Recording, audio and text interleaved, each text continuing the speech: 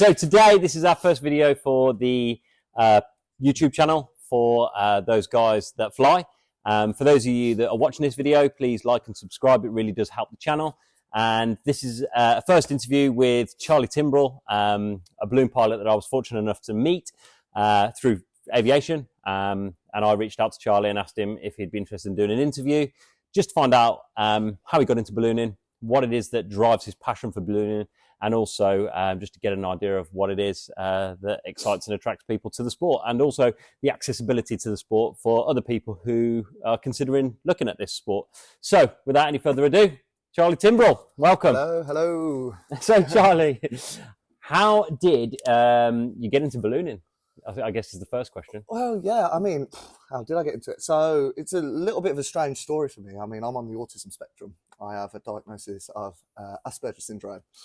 And people with Asperger's syndrome, they tend to have a specific subject that they adore. And for me, it just so happened to be hot air balloons. And when I was little, I mean, I used to go chasing them around on my bike and stuff like that when I used to see them around. Not something you see that often. No, it's not something you see. Well, I mean, yeah, you don't really see them that often. I mean, these days it tends to be me that people see. So Yeah.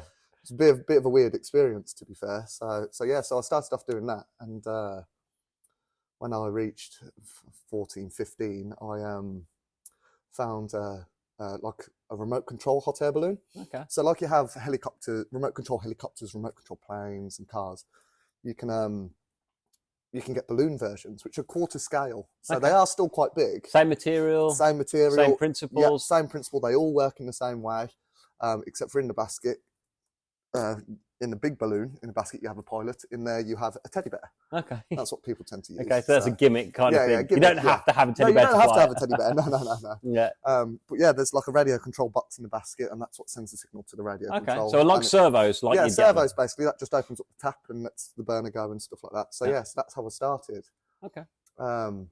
And have you still got a model balloon? I've still got my model balloon. Yeah, it's kind of one of those things that's a bit nostalgic. You don't want to get rid of your first balloon, and that's what allowed me to get involved in ballooning. So that was at age. I bought my first one when I was 14. I bought it off a guy called Andy Marshall, who lives up in Wales. Not the kind of thing you see for sale every day. No, it's not. I mean, it took a long time to hunt one down to try and figure out, because there's a German company called Bolling. They make the baskets, the burners, the envelopes, everything else. For the RCs? Yeah, for the RCs. But at the time, trying to afford $3,000 at 14 years old, it just wasn't quite there. Which is probably the equivalent to about 7 or 8 now. Yeah, 7 or 8. Wow. Now. Yeah. So yeah, it's still quite expensive to get involved in. Your parents must have thought you were mad. Oh yeah, my mum and dad were just like, What do you want for your birthday, Charlie? Well, actually, I still look a radio control balloon. Well, that's it. I still look at Christmas lists from when I was 9 years old. Oh, I want a hot air balloon. Really? Yeah, thinking Santa's going to come up, and put one of these underneath the Christmas tree. I mean, that was never going to happen. And here you are, standing in your very own. I was going to say, here I am, standing in my very own hot air balloon basket. So the list's obviously got somewhere. Yeah. So yeah. Persistence. So to anybody who wants a balloon, write it on your Christmas list. I was going to say Santa will bring it eventually. Well, Santa's elf for me. So then from that transition of having an RC balloon, you went on to pleasure flights, or? So I first flew in a balloon when I was 8 years old with my dad. Oh, wow. Like the Virgin Gift Days? Yeah, like the Virgin Gift Days, yeah. But it was with a company called Heart of England Balloons, and sadly they're not about no more.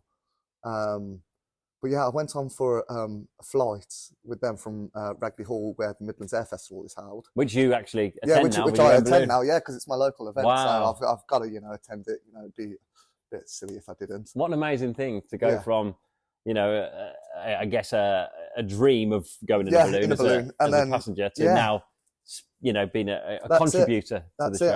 And so we went for a flight and we landed, and the pilot actually was an author of a balloon training book. So like you do for your planes and stuff like that, you read through it to try and learn all the knowledge. And he actually signed it, and it said, "Good luck on your pilot training, John Christopher."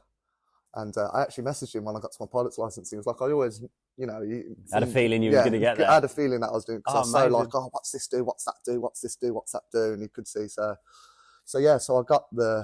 So I've got my pilot's license and everything now. But yeah, and I mean... And what kind of time frame from initial start of the training, what kind of time frame did it take to get or can it take to get your license? So typically in the UK with the weather, obviously we don't have the best weather for balloon flying because I mean we're very weather dependent.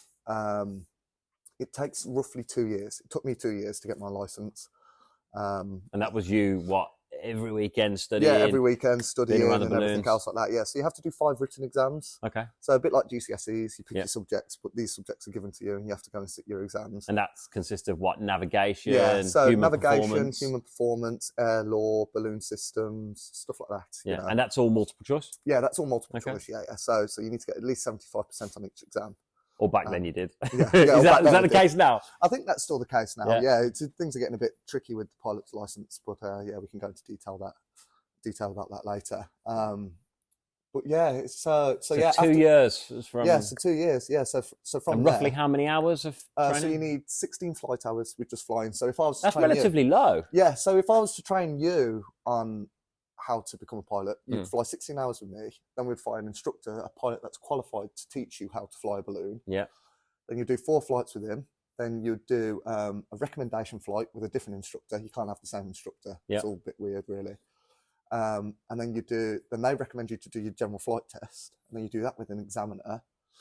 Then after that, they'll send you on a solo flight. And if you've survived the solo flight, which touch wood, you did.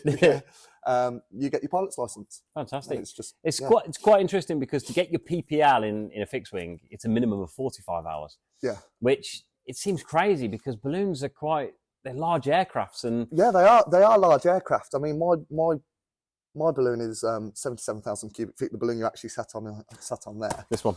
It's amazing how small this packs up, by the way. I know it is. And something that really blew me away was when I met Charlie and I saw the balloon in this format, which is ready to sort of set up and inflate. I said, the balloon is in that bag. And I genuinely could not believe that something so grand and vast fits in something that's small. I will say it is heavy. But one of the interesting things that Charlie was telling me was how they size balloons. So this is a 77,000 cubic feet, which is still classed as a small balloon. So that's more a personal balloon. So it's a sport balloon basically. So I can fly that comfortably solo. Yeah. Just up by myself, or I can take 2 friends with me as well. Okay. So this is what I class as ballooning, where you just get a couple of friends. More personal. Yeah, personal. That's it. Yeah, it's just ballooning basically. And you mentioned 77,000 cubic feet. Yeah, so people is the equivalent to how many basketballs? So 77,000 basketballs. So people don't quite understand. You say to them, "Oh, it's a 77,000 cubic feet." They're like, "Well, what's a cubic foot of air?" Yeah. So the best way to explain it is if you turn that balloon upside down, like a giant bag, you'd get 77,000 basketballs inside, average size basketballs. That's incredible. Yeah. And I mean, the balloons go all the way down to 17,000 cubic feet, which is a small one-man cloud hopper, where basically you have a chair. And we've seen these. They're like a sort of an office chair, if you like. Basically, with one of these tanks. Yeah, an office chair with one of these tanks just strapped to your back. And a single burner. Yeah, and a single burner, a very small single burner. This burner would actually be too big for a cloud hopper. And that will comfortably fly for, what, a couple of hours? Yeah, about an hour. Yeah. Oh, so, wow. so you tend to fly with a 60 litres of fuel. And you ever flown one of those? I have flown one, yeah. Not gonna lie, I hated it. Really? Yeah, it scared me. Was it the mobility or? It was just not having anything around me. Yeah. I like the wicker because if you have a bumpy landing, you've got this to protect you. Yeah. Well, I fly paramotors, as you know. Yeah. So we do have, other channels where we talk about paramotors, and we will bring some to this channel. But we sit in a single seat in a paramotor with effectively a fan on your back. Yeah, basically, a fan on your back, yeah. And I totally get your concept because you're sat looking around feeling very vulnerable. Yeah. That's how I felt. Well, yeah, that's it. That's it with the cloud hopper. It's just vulnerable because if you have a speedy landing, like I've had some speedy landings in this, I mean, do you literally sit the cloud hopper onto the floor like you would a conventional basket? What you do is if you was flying along in the balloon, so say that we was going along in the balloon now, just as you're about to land, it's on like a swivel. Okay. So you can spin yourself so you land with the tank touching, but you've So you land on your back? Yeah, basically. Oh, wow. Yeah. Scary. But I mean, with this balloon, the maximum wind you can take off in is 15 knots. Ground speed? Ground speed. Gusting or? Gusting, you can get away with a few gusts because the gusts will come through and then they can relax. Yeah. But once, that's which is quite, I mean, paramotors, our window, generally we won't fly in anything that's sort of 12 upwards. Yeah, I mean, for a cloud hopper, I don't really know people that take off in winds more than 5-6 knots. Gosh. Because you're more vulnerable Yeah. to what can happen, basically. Yeah. So yes, cloud hoppers need very, very calm, very nice conditions to fly. But yeah, I mean, some people love them. That's all Yeah. they fly, because I mean, I know some people, they'll fly and then hitchhike back to where they need to get to. Yeah, just pack it up and go. Yeah, because it can all pack up. I mean, people take them on planes and take them on board with them. Yeah, so it's so it's more of a personal aircraft. Yeah, that's basically something that you can't take no one with you. So it is a solo aircraft. So Charlie, talk to me. When did you buy your first balloon, and sort of what are the cost implications to getting an aircraft like this? So it kind of depends how you go about it. If you want to go brand new, so you go and buy yourself a brand new car. Because I think you brought your first balloon, so then I you made one, and then I was lucky to get the Russell True sponsored. Yeah, a sponsor to buy me. So my first balloon I bought when I was 17. Yeah. Which is this basket you're in now? This basket, yeah. This basket was actually made in the middle of the 80s. So, wow, it's as old as me. Yeah, so it's older than me. I was born in basket. 86. Yeah, this is probably about when it was made. So it looks in a lot better condition than me. Yes. So it's a lot better than most people I see, actually. Yeah. So if you go for the second-hand route, it's like a second-hand car, basically. 10 grand, 15 grand? Yeah, about 8-9 grand. This is how much this cost me. So that was the basket, the burner, and an envelope? Yeah, and an envelope, and the tanks, and the fan, and the trailer. So you literally got a starter kit. Yeah. So basically, what I've done is I actually bought a complete kit that had a bit of a duff envelope where it would get me through my training. Yeah. But then I'd have to seek out looking to get a new envelope. So the envelope was probably only worth £1,000. Yeah. However, the rest of it was all worth fully serviceable. Yes, fully serviceable, fully flyable. You know, you can, as long as you look after everything, it will last. So it's the envelope really that takes the beating. Yeah. So you've got to think a balloon operates at 100 degrees, minimum of 100 degrees. Yeah, 100 degrees hotter than the ambient air temperature. Okay. So in the winter, when we're flying in 5-6 degrees, the balloon will be operating at 105, 106 degrees. Wow. So as the temperature goes up, you've just got to add 100 degrees onto that, and that's what. So if you're flying in minus temperatures, say -2, you're more like 98 degrees in the balloon. Yeah. And that's to get you buoyancy. Yeah. So airborne, should I say? Yeah. So we can reach equilibrium where we're just ready to fly, and we'll jump up and down in the basket. So we're like, okay, we're ready to go, and then we'll give it a couple more blasts of hot air, and off we go for a jolly old flight. Wow. So you brought your first balloon, all the gear. Your envelope gave up after your training. I'm guessing. Yeah, it gave up after porous, and then you went on to make your own, from what I can understand. I did. So I needed, which I think is amazing, by the way. Well, so I needed a new balloon, basically, and at the stage, it was actually my first balloon actually died just as I was coming to the end of my training. Actually, it didn't quite get me through my training, so I needed a balloon. And I was like, right, well, my sponsors, Russell True, said once I got my pilot's license, they'll bought me a balloon, and good as gold they did. And you'll see plenty of videos of that balloon flying and stuff. But yeah, I need a new balloon, and a friend of mine, Tim Wilkinson, down in Bedford, down up, I don't know where Bedford is, I can't remember, but Bedfordshire. Bedfordshire. He owns an airfield, Sackville Airfield, and he helps people build their own home-built balloons. Wow.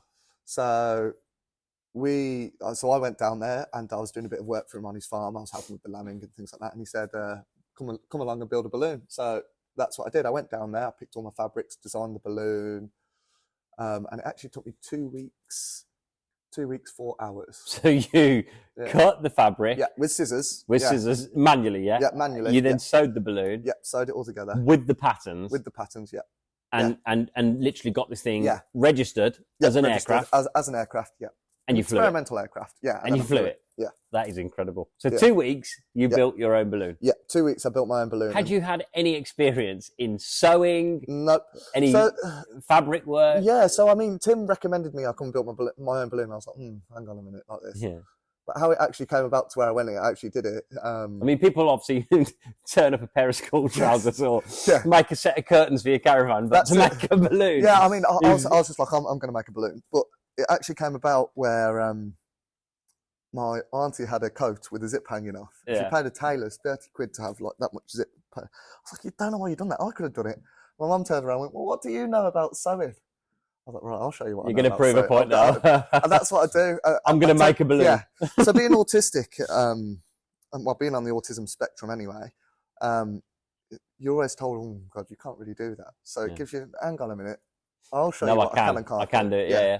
And so I built the balloon, and currently So it's a 77 again, the balloon I built. So same size as the same Russell size as the True. Russell True balloon, yeah. I am the fastest person in the UK to single-handedly build a 77,000 cubic feet balloon. Really? Yeah, that's faster than the manufacturers. That's faster than anybody else. And I've got to say, I've seen the balloon only in its bag, and it looks like something that you'd just buy. It is incredible. I mean, I'm sure we can pop a photo up of well, it. I'd love to do a video of that balloon. Well, if it's okay with you. We'll get it out at some stage and we'll have a play with it and everything like that. But yeah, so I kind of went a bit different, where people normally just take the panels and create a pattern. I was like, I want to go a bit different with it. So I actually took a step further and put arrows. Right. By cutting the fabric in a specific way. Yeah. And then sewed it all together. So I had myself another challenge of trying to get all this. So not just going to build a standard balloon. I'm going to do a balloon with detail. Yeah, with detail. And no one else has actually done it. So that's incredible. Absolutely incredible. So just going back to costs, to buy, a 77 balloon, branded like these guys did for you. What kind of costs would a business be looking at to get something like this with their company brand on? Because it seems to me that a lot of the balloons you see carry a brand of some sort. I've seen the Baby Bell, I've seen Action Man, I've seen Michelin Man, all these corporate brands, because I think, what a place to put your brand in the sky. There is very little competition. Yeah, that's it. I mean, so those guys kind of went a bit extreme with it. They got special shape balloons. Yeah. So there's Sonic, Action Man, Michelin Man, like you said, and they're in the shapes of their which I should imagine character. Expensive. Yeah. So those were created in the 90s. So back then you're probably looking about 75, 80 grand. So now you'd be looking at 100 plus for a complex shape. Yeah.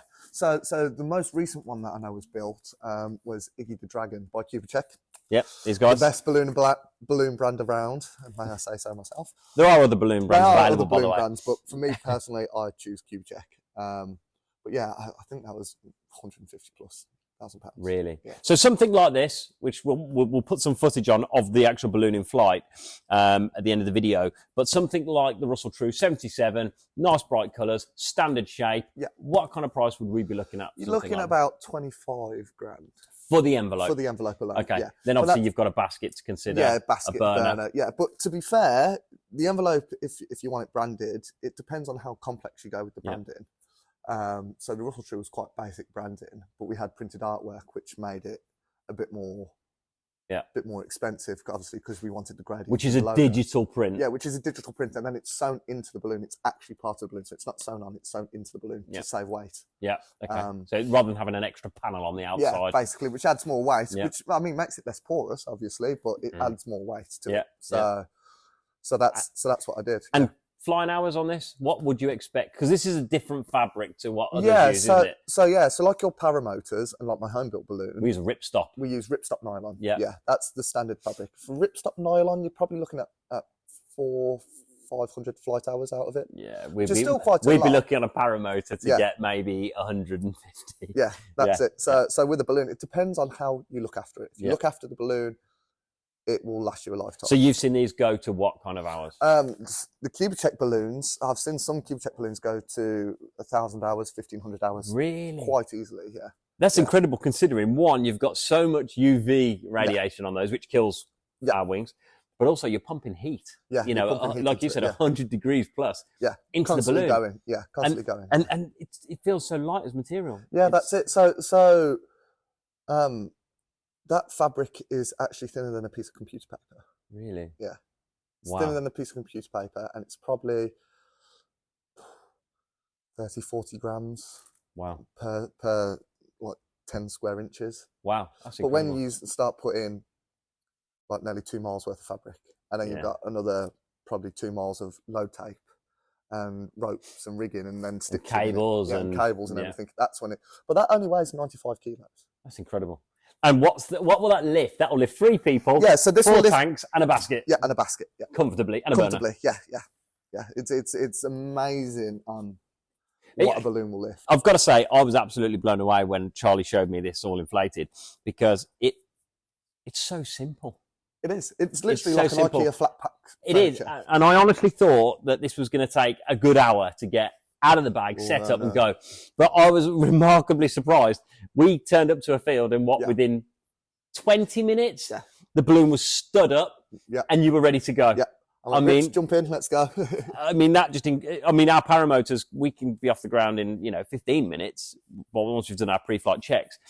But this thing was just remarkably quick to get in the air. Tell me, you've obviously got tanks of propane here in the balloon, around 160 litres across the four tanks? Yeah, across the 4 tanks, 160 litres. So we burn the liquid propane. Yeah. We don't burn vapor propane like your stove at home or something like that. We burn the liquid because it draws the liquid, it goes round the coils in the burner, and then it comes out at very high pressure. Okay, so it's pressurised. Yeah. So we want power behind it. That's what we want. The more power we have, the better.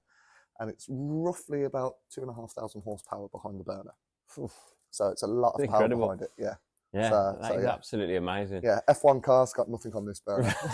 So tell me, roughly what kind of flight time can we expect from 4 full tanks and 2 or 3 passengers? So you're looking about 2-hour flight time. Wow. Yeah, but a flight is normally an hour. That's normally what we go for, an hour. So we've got plenty of gas spare over when we land. And how much gas would you generally use on an inflation? So getting that balloon up in the sky? So you'd probably use about 10, 15 litres of gas. Wow. Just to stand it up and get it ready for flight. So like a quarter to a... Yeah, a quarter. But I tend to use an inflation tank. So I've got 4 tanks in here. Yep.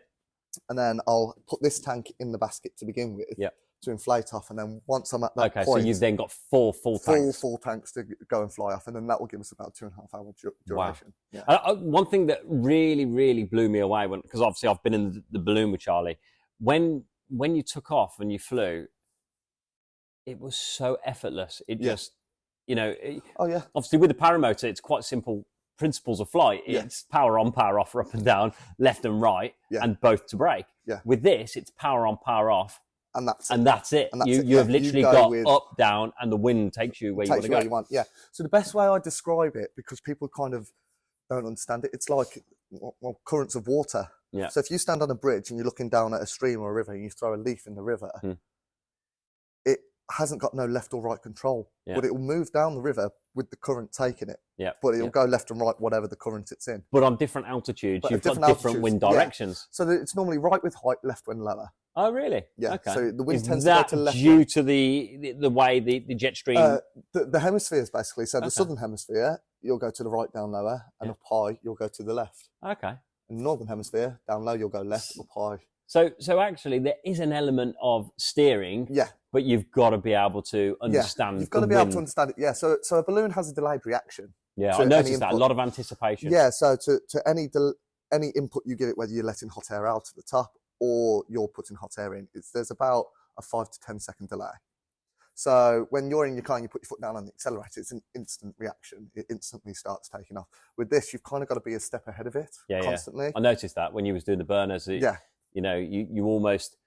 I remember there was that time we were flying and you took a balloon filled with just normal air. Yeah, I blew it up. And you passed it out of the balloon and it went... Well, it appeared to go up, but actually we were coming down faster. We was coming down faster than the balloon could. Than that balloon. And that really, really blew me away, because I was like, wow, normally you would see that balloon just sort of drop, but it didn't. No.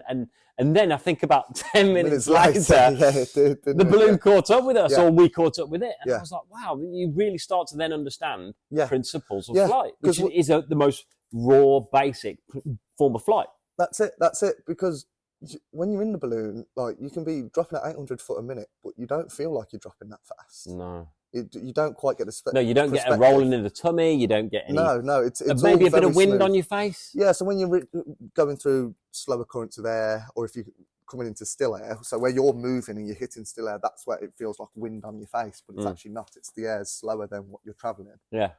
So yeah, it's all down to the weather, and it's all about level flight. So once you find the current of wind that you like, you want to stay in that current of wind. So that's when you've got to be ahead of yourself and keep the burner going and try and stay level flight, so you go into the direction that you want. Because anybody can make a balloon go up and down. Yeah, of course. Anybody.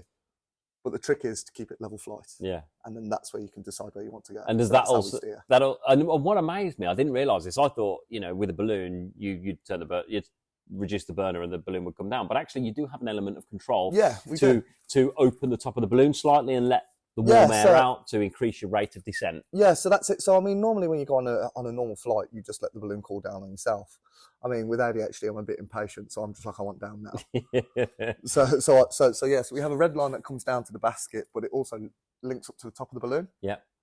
Which is a parachute basically. So like it's like a parachute, a round circle of fabric, and it covers a giant hole at the top of the balloon. I don't know if anybody's ever seen a balloon inflate, but you'll notice people at the top of the balloon messing around with a bit of fabric, and that's where we're velcroing the parachute in. Ready for the inflation. Yeah, ready for the inflation. Just to hold it in place. Just to hold it in place, yeah, because then once we stand the balloon up, it's the hot air pushing up against the top of the balloon. So do you actually then release that parachute off the fabric? So I think it's Velcro. So we detab it, and then that's what allows us to control going up and down. So yeah. Because that amazed me, because actually when we were coming into land, you were pulling the line to actually let some air out of the balloon. Yeah. To get us down, because you wanted to get into a field that was quite close to us. So rather than blowing over it, you controlled your rate of descent by opening the top of the balloon. Yeah, so yeah, I controlled the rate of descent as well. But again, when you're coming down and you're on a field, you'll tend to find you'll go to the left. So sometimes we do what's called a quick correction. Yeah. It's where we'll jolt up really quickly, but then drop it again. So then as we come down lower, so there's the field, we want to be over here. So as we come along, we'll land You're tracking in the right. Yeah, we're tracking the right direction. Closest to the gate for your retrievers. That's it, closest to the gate for my retrievers, because carry out as we have done a carry out with Charlie on a number of occasions, and I think the last flight we did, I don't think we realised how far away from the road it was. I saw a nice car park. I was like, oh yeah, that's close enough. No, it was a mile away. Yeah. We had to carry the balloon. We deconstructed it. There was 4 of us. And I'll just give a quick mention here to Josh Taylor Pogue and Mark Haddon, who were there to help us. Mark, bless Mark, he came out. I know, he only came out to see the balloon. And ended up carrying it. Yeah, that was incredible. But it was actually relatively easy, because we took the tanks out of the balloon, took the burner off. We created some straps. We carried the basket out. I think this was probably the most awkward part. That's the heaviest, because it's just so bulky. Yeah, that's it. That's all it is. The basket is. We were done and gone within an hour. Yeah, about an hour. Yeah. So from landing, balloon packed away, we were gone, and it packs into a small van. I think. To the back of a transit. Yeah, small transit custom, something like that. Yeah. And which is amazing, because you just would not expect to see that happen. So Charlie, going into 2024, there's obviously going to be some events you're at. Oh yeah, definitely. Yeah, definitely. I think we've got the Midland Air Festival. Yeah, so we've got the Midland Air Festival, which is the first festival of the year. I've got the dates. So if you do want to come and see the Russell True Balloon and meet Charlie, he's going to be at the Midlands Air Festival on the 31st of May. I think it's the 1st, and it finishes on the 2nd. 2nd of June, yeah. And it's the Russell True Balloon that's going to be there. There's going to be lots of shapes. Roughly how many balloons go to this? I think there's going to be 120 there this 120. year. Yeah. It's always a big turnout. Yeah, it's always a big turnout. And we do meet the pilot session. So if you do want to come and actually get a closer look to this, there will be pilots there, myself included, that will... And we can show people around the basket. Yeah, show people around the basket, let them jump in. They can have a quick go on the burner and everything like that, and that's what we do. Yeah, excellent. So if for those of you that are looking at buying a balloon or getting into ballooning like Charlie did, he'll be there and you can come and have a look at that. And also, I think we've got the Bristol Balloon Fiesta on the 8th and the 11th of August. 8th and 11th of August, we've got the World Hot Air Balloon Championships in Hungary. Yeah, which so we're going to be going actually, I'm coming to that, which is going to be a great experience. So that's not quite an easy one for people to get to, but if you fancy a holiday in a nice warm country... I do think we're going to do a big vlog on that, so you will follow us on the journey, and we'll keep you updated, and you're more than welcome to follow us online. And if there's any suggestions you have that you'd like to see us doing, any aerial photography videos, please drop some comments below, and we'll happily do that for you. And then I think we've got which is where I met Charlie, the Worcester Balloon Fiesta. Yeah, the Worcester Balloon Fiesta. Yeah. That was where I first saw the Russell True Balloon. Yep. Saw it had come from Redditch, and I reached out to Charlie on Facebook, and literally within 5 minutes, Charlie had responded whilst inflating his balloon and said, "Come on over, I'll show you around the balloon." And actually, you took me on a flight. Yeah, I took you on a flight. That was the first flight you took me on, and it was like a childhood dream for me, something that I never thought I would do. But it was probably the turning point for me in aviation, because I realised how accessible ballooning was, and how even if you don't have a license, you can be involved, because there are, there's roles to do. Yeah, like you could. It's all good at being a balloon pilot, but you need a crew. But you need your crew, and that without your crew and without your team, you are not going flying. So I'd be lost without my crew. Yeah, my parents especially, because they're the ones that have always. Well, they've obviously supported you on your journey. Yeah, very much so. They've been very supportive. Yeah. And also they've lifted that basket many a time. Oh yeah, they have. Yeah, and they also weren't very happy about it. Put it that way. I don't think anybody is, to be fair. When it went. But I will say, being part of the crew is absolutely amazing because there's times that I'll fly with Charlie. Yep. There's times that I'll set the balloon up with Charlie. There's times I'll chase in the van. So we'll have radios and we'll be talking while you're flying, and we will literally be following via the road to find out where you're going to land. The balloon, and I mean it's actually nice because we did a flight the other week from Kidderminster. Yeah, we went from Kidderminster. And there was 3 balloons there. Yeah, there was 3 balloons there. Yeah, it's nice seeing one balloon, but when you get upwards of 4, 5, 6 balloons, then it becomes a little meat, and then you're like, oh my god, like. But also, they were really nice people. They did the same interests, and even the retreat. We was in the van driving, and there was 2 other guys in their vans, and we were all stopping at the same point. Yeah. Watching the balloons, and I think at that point you went higher. I think you was at like 5,000 feet. Yeah, so I went up to 4,500 feet because I wanted to get above the clouds actually. And what speed? I think you was moving at around 40 miles an hour. Yeah, because normally a balloon flight, you don't tend to go that high. It's normally 2,500, 3,000 feet maximum on a normal balloon flight. On that day, I wanted to get above the clouds, and I went above the clouds, and I was tracking at 47 kilometers an hour. 47. Yeah. I could see the balloon moving from the ground. So, if you are interested in getting into ballooning and even if it's just retrieving and helping set the balloon up and just being part of that occasion, there are pages on Facebook that you can join. Pages on Facebook. The best way to get involved in ballooning is to join the BBAC, British Balloon and Airship Club. You can buy just like an annual membership? Yeah, like an annual membership, depending on what you want to do. So pilots, they have pilot memberships where they get a bit more, more given to them. You can buy a crew membership. Or you can just buy, a spectator membership. Okay.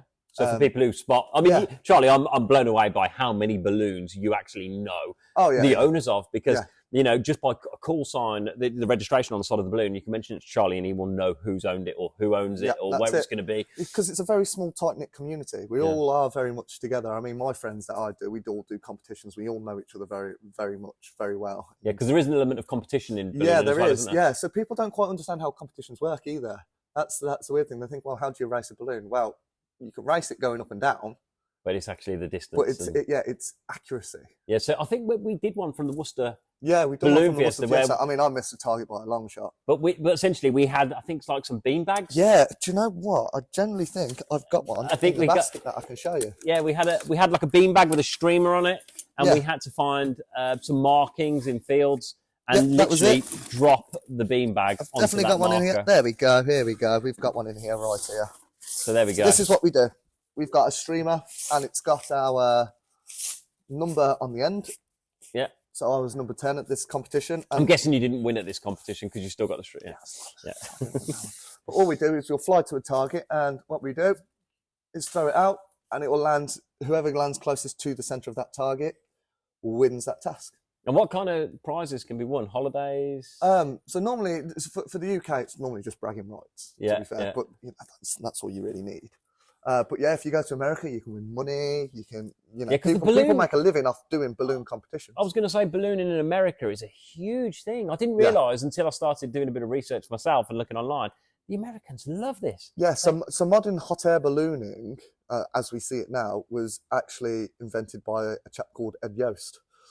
Who actually built it as basically like a spy thing for the army. Oh, right, okay. For the US Army. But when they realised actually we go with the wind, if you need to go over to the north and you start tracking south, well then... You're flying in the territory. Yeah, you're flying where you shouldn't be. So it didn't work out for that. But then he explored it and built it up to where now we've got ballooning as we see it today, and it's just a fun sport for us. It's phenomenal. I've got to say the occasion's absolutely brilliant. I mean, being at the air festivals, the fiestas, the air shows, it's a wonderful occasion, and it's nice to meet so many different people from different walks of life who have got themselves into this sport. And I think it would be nice to see younger people coming into this sport. Yeah, that's it. And letting them know how accessible it is. So yeah, and that's the thing. We want to encourage as many people as we can to get involved in ballooning, because it will become a dying sport, because it's very much family. So granddad did it, dad did it, son does it.